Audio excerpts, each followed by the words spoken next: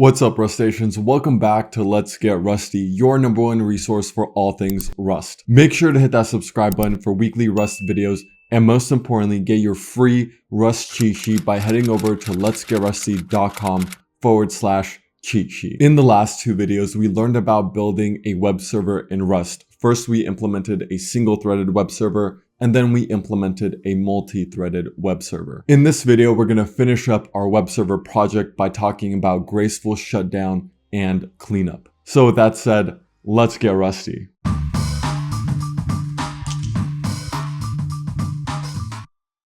Here's our web server code so far. If this looks unfamiliar to you, then make sure to check out the first two web server videos. Currently, we don't have any cleanup code, so if we have a running server and we hit Control-C, our server will abruptly shut down, and any thread that's in the middle of processing a request will just abruptly exit. Let's improve this by letting threads finish up their current request before shutting down the server. To do that, we'll implement the drop trait on ThreadPool.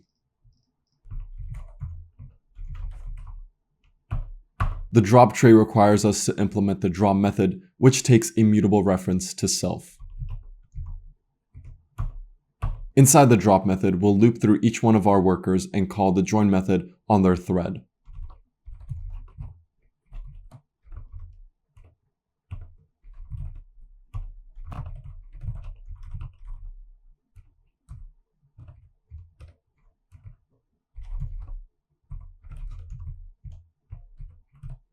Calling the join method will wait for the associated thread to finish, but as you can see, we get an error here, which states that we cannot move out of worker.thread because it's behind a mutable reference. We get this error because worker is a mutable reference, but the join method takes ownership of its argument. To solve this problem, we need a way to move thread out of the worker instance. Instead of having the worker store a join handle directly, we can have the worker store an optional containing the join handle or the none variant. Then we can use the take method on thread to move the join handle out of the optional and replace it with the none variant. So let's update our worker struct to store an optional.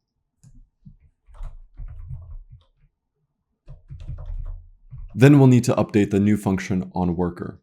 Instead of passing in thread directly, we'll store it in the sum variant. Lastly, we'll need to update our drop implementation.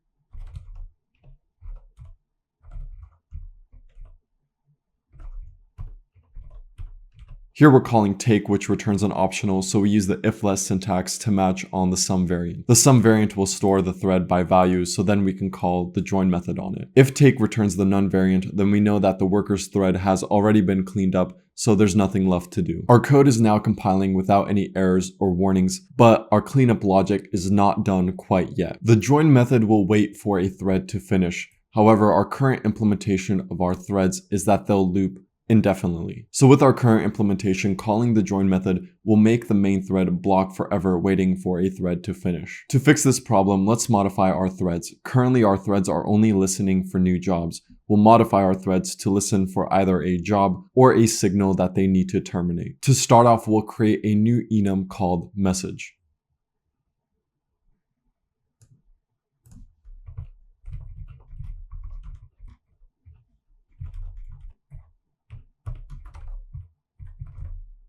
The message enum is going to have two variants. The first variant is new job containing the job we want to execute, and the second variant is terminate, signaling that we want our thread to shut down. Next, let's update our sender in ThreadPool to send messages instead of jobs.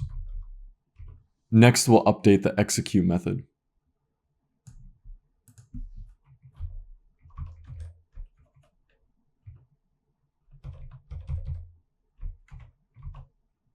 Now let's update the new function on our worker struct. The receiver passed in is going to receive messages instead of jobs.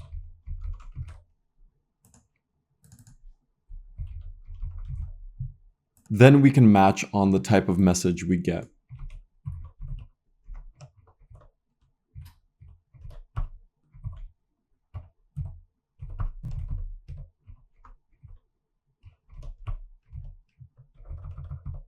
If we get the new job variant, then we'll execute the job like we did before. And if we get the terminate variant, then we'll exit the loop.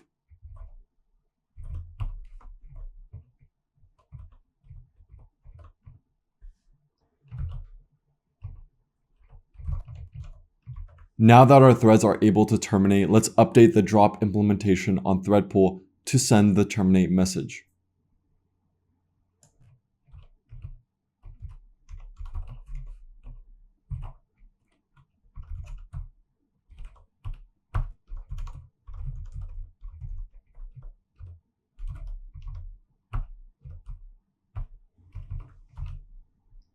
Here we're looping through our workers and then sending a terminate message. So we'll send a number of terminate messages equivalent to the number of workers we have. Now we have no control over the order in which our workers pick up this terminate message. Workers pick up messages when they're done with their job. And we know that if they pick up the terminate message, then the worker will terminate. This means that as long as the number of terminate messages is equivalent to the number of workers we have, then eventually each worker will pick up a terminate message and exit. After sending out the terminate messages, we loop through all our workers again, and this time we call the join method. Calling the join method ensures that each worker has enough time to receive and process the terminate message. Now that our cleanup code is complete, let's go back to main and modify it so we can see the cleanup code in action. Instead of processing every request that comes in, we're only going to process the first 2 requests and then shut down.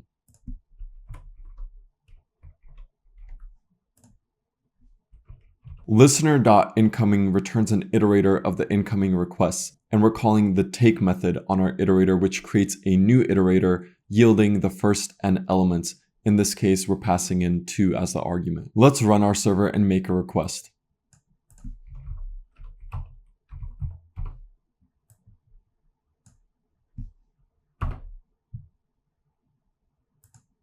Going back to the terminal, you can see that we got 3 requests, and on the 3rd request, our server terminated. Because we're using threads, the order of these messages is non-deterministic, so you might see a different output on your terminal. Regardless of the output, you'll see that 2 workers got a job. In this case, worker 1 got a job, and worker 2 got a job. Also, we can see that the main function ends with shutting down being printed. When the main function ends, our ThreadPool goes out of scope and its drop method is called. In ThreadPool's drop method, we send the terminate message to all workers. In our console, we can see that each worker was told to terminate. With that, we're done implementing a basic web server in Rust, and we've come to the end of the Rustling book. Congratulations. Now that you have a basic understanding of Rust, comment down below what types of videos you would like for me to do next. If you enjoyed this video, make sure to give it a like, and if you want to see weekly Rust content, hit the subscribe button.